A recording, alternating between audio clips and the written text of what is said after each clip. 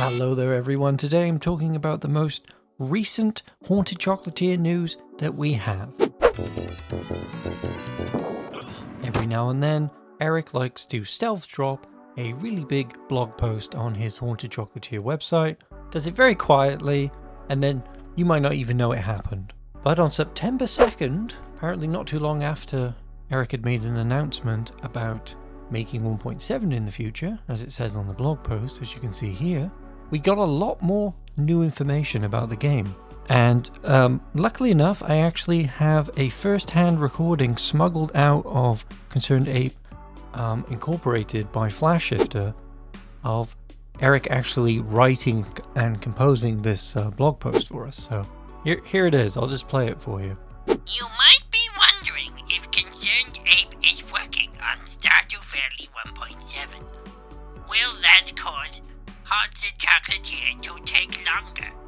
The answer may be a little, but not as much as you think. Starting to think this recording's not legitimate. I'm not going to use that anymore. I feel like I've been trolled.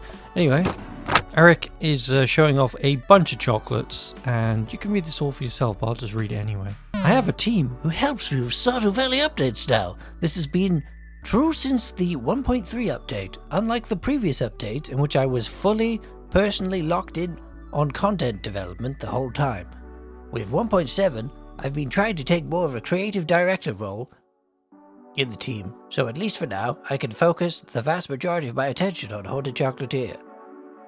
So far, it's been pretty good. We are working at a relaxed pace. We have a ton of ideas. I only have to smack my staff members once or twice, and everything has been high quality. I know where their families are, so they definitely will listen to me. Eventually, I will have to spend a little more time. I have more money than God, okay? More money than God.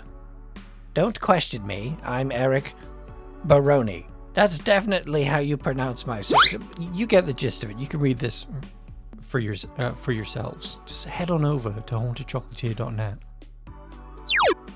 Basically, Eric can work on Haunted Chocolatier and then switch over to his team of creative minds and be like, hey, do these things for Stardew Valley, please.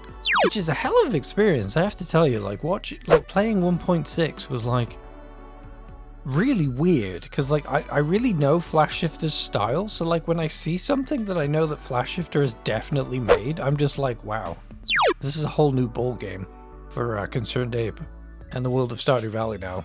The blog post is very detailed. Eric said something very nice about the team as well. They're all awesome, all very talented, hardworking, and contribute unique things to the development process. We are a very small group, and I like it that way. Also, I am still working completely solo on Haunted Chocolatier. Nobody is allowed to see what I'm working on. If anyone sees my computer, I'll hit them with a ruler. He didn't say that, Turin. Why would you make that up? Oh, I'm sorry, I was joking, Napoleon. I know Hamish used to do that to you. My bad.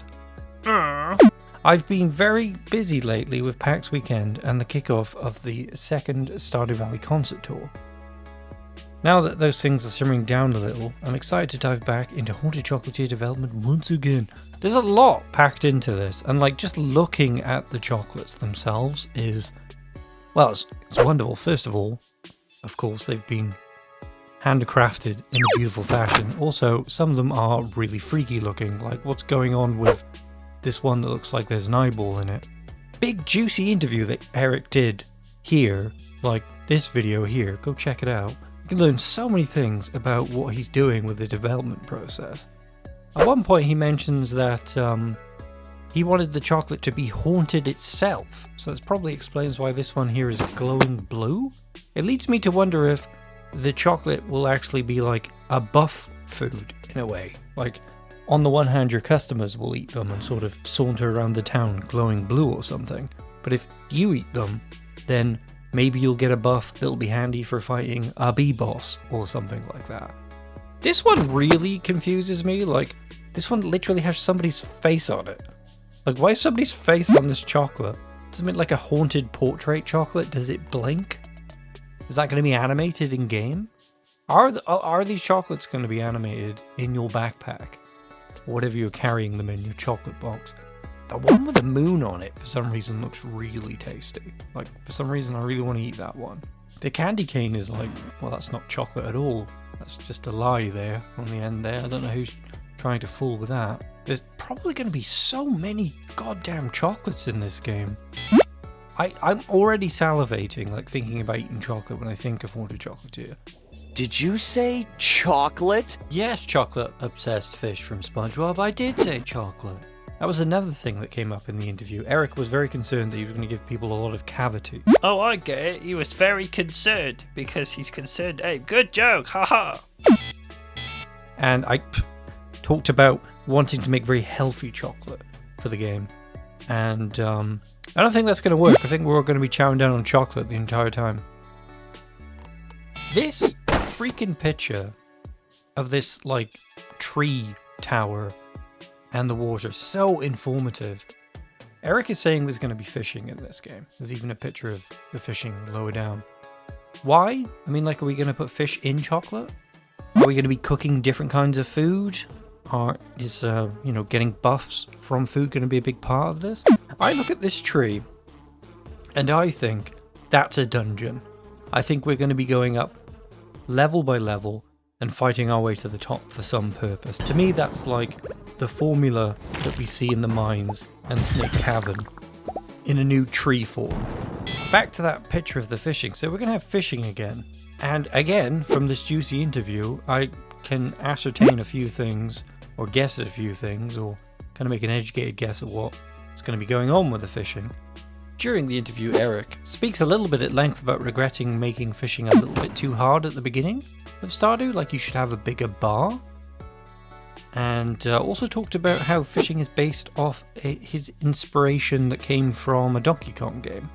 Could be that the fishing is going to be almost identical to the way Stardew is, probably with a different UI, probably work. He's kind of invented this fishing minigame, like why should he have to do anything different with it? Chances are he'll just make it a bit easier. My question is, where does it fit in the game? I mean, I thought this was supposed to be about chocolate. Why do we need to fish? That's my question. It's like, well, what we're looking at is the formation of a gaming studio run by Eric, where we might get Stardew Valley updates indefinitely. And it's genius because you don't need to charge for these updates because they just bring people back to the game every time and they introduce new people to the game. And if he's sitting there playing away with Haunted Chocolatier while his team are taking the initiative on some of his ideas, and we get more Stardew Valley content all the way up to the birth of Haunted Chocolatier, we're all going to be very satisfied for many years to come. Are you looking forward to Haunted Chocolatier? What are your thoughts on Haunted Chocolatier? I made a very angsty video about Haunted Chocolatier once that was suggesting it might not be for everybody, but now that fishing's in the game, I'm starting to wonder if it's going to be very similar to Stardew after all. Maybe you could check out that video as well. You've made it to the extended ending page where Hamish normally pops up and says, Remember to subscribe and like this video. yes, please do that if you like what I've talked about and you might want to watch some other traumatizing stuff on my channel. For going forward, this channel is going to become very much about my game, which I haven't revealed to people yet because I'm still working on it behind the scenes. But if you are indeed a channel supporter in any way, shape or form, be it via Ko-fi or via a channel membership, you can think of yourself as a super duper early supporter of that game. Subscribe if you want to hear about my game in the future. It's going to be very innovative. I'm obsessed with farming sims and trying to make something new that nobody's ever seen before. So yeah, like and subscribe and support. Stick around, and if that sounds good.